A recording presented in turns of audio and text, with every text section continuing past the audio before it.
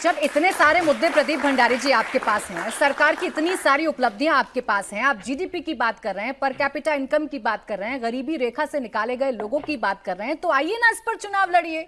बिना जिन्ना के जिनको बाहर लाए क्या बीजेपी कोई चुनाव नहीं जीत सकती? प्राची जी, आधे घंटे की स्पीच में 25 मिनट से ज्यादा हम सिर्फ इंफ्रास्ट्रक्चर की बात करते हैं। अब 5 मिनट हमारा भी हक बनता है कि जो हमारे विपक्षी दल है उनका चेहरा तो जनता के सामने रखें, क्योंकि इनका सिर्फ और सिर्फ आउटकम और उत्तर प्रदेश की जनता जान ले। क्या इन्हें अतीक, मुख्तार और सैफाई के अलावा उत्तर प्रदेश को कुछ दिया है?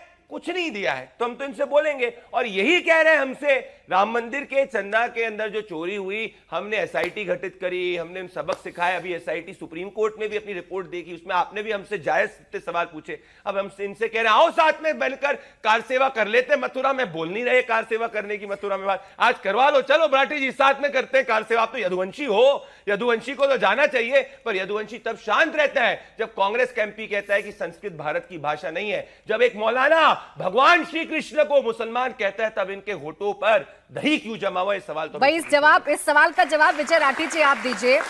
अपनी सरकार के काम तो गिनाएंगे ही गिनाएंगे, प्लस आपकी सरकार की जो नाकामी रही उत्तर प्रदेश में, उसका पीछा भारतीय जनता पार्टी नहीं छोड़ने वाली। आप पीडीए की बात करते रहे, लेकिन जो सबसे ज्यादा दलित बाहुल्य इलाके हैं वहां मुख्यमंत्री रहते हुए अखिलेश यादव जाना भी मुनासिब नहीं समझते थे। शकुन और अपशकुन की बात आती थी, ऐसा क्यों था?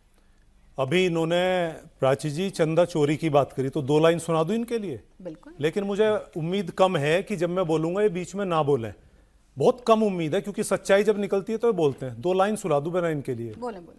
मंगल भवन मंगल हारी, चंदा खा रहे बन के पुजारी, जब राम के घर में हो रही चोरी, कैसे बचाओगे अपनी तिजोरी? सीसीटीवी कैमरा जब लगा था चारों ओर, कौन था वो जो कहां से आया शातिर चंदा चोर? मुझे तो लगता है ये भैया चंपत ले गया अपना रुपया, इसीलिए तो पकड़ ना पावे, कैमरे में नजर ना आवे। ये इनकी हालत है। अब इनकी बात सुनो। इन्होंने अभी कागज में बहुत सारी चीजें पढ़ी, ये फलाना ये फलाना ये फलाना। मैं सिंपल लैंग्वेज में बताऊंगा। हेल्थ और एजुकेशन के जो इंडिकेटर्स हैं उत्तर प्रदेश के, मैं कुछ नहीं छुपा रहा, बच्चे हैं, ये नीति आयोग की रिपोर्ट देख लेंगे। उसमें अमंग मेजर जो लार्जेस्ट स्टेट्स हैं इंडिया में, उत्तर प्रदेश सबसे लोएस्ट है। सबसे infant mortality rate, maternal mortality rate, बच्चों का एनरोलमेंट रेशियो, 27,000 प्राइमरी स्कूल बंद, 432 माध्यमिक बंद, 27,000 शराब के ठेके खोल दिए। प्राइमरी स्कूल बंद कर दिया और 27,000 ठेके खोल दिए। ये इनका एजुकेशन है। यूनिवर्सिटी जितनी है कोई स्टूडेंट नहीं आ रहा उसमें। ये लेटेस्ट 432 माध्यमिक जब बंद हुए स्कूल, तो उसमें पूछा गया क्यों बंद हुए, कि बच्चे नहीं है। तो बच्चे कहां हैं? अब सुनो बच्चे कहां हैं। इनके जितने विधायक मंत्री हैं, हर जिले में 3-3, 4-4 प्राइवेट कॉलेज बड़े खोल दिए और सारा यूनिवर्सिटी से डेटा लेते हैं और अपने एडमिशन करा रहे। बच्चे गवर्नमेंट गरीब का पढ़े कहां? बीएड की स्कॉलरशिप 0, साइंस की स्कॉलरशिप 0। और ये मैं इसलिए बता पा रहा हूं क्योंकि मैं यूनिवर्सिटी में पढ़ा। इनकी सच्चाई है, ये इनकी सच्चाई है। आज आरक्षण के नाम पे देखो, एक भर्ती लास्ट में खत्म कर दूंगा, बोलते रहेंगे क्योंकि बोलते ही रहते हैं। एक भर्ती 69,000 भर्ती प्राइमरी शिक्षक भर्ती हुए। गर्व की बात है, मेरे यहां के मेरठ के राष्ट्रीय उपाध्यक्ष थे पिछड़ा वर्ग मोर्चा के लोकेश प्रजापति, उन्होंने मुख्यमंत्री जी को लेटर लिखा कि इसमें 20,000 ओबीसी के पद गायब हैं, इन्हें भर्ती करो। भर्ती नहीं करी, हाई कोर्ट ने वो रद्द कर दी।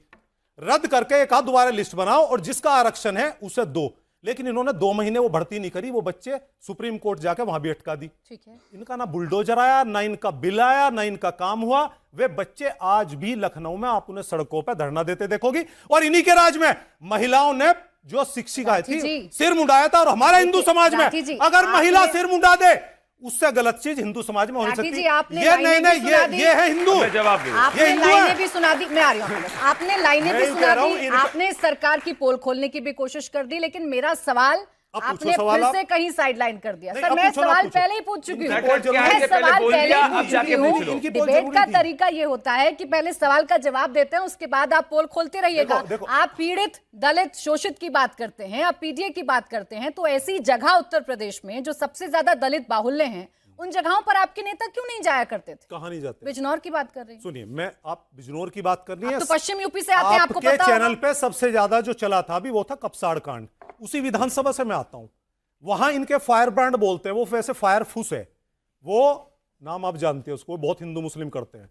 सरदना विधानसभा से समाजवादी के पार्टी के पास सीट है, इन्होंने हम लोगों को घुसने नहीं दिया वहां।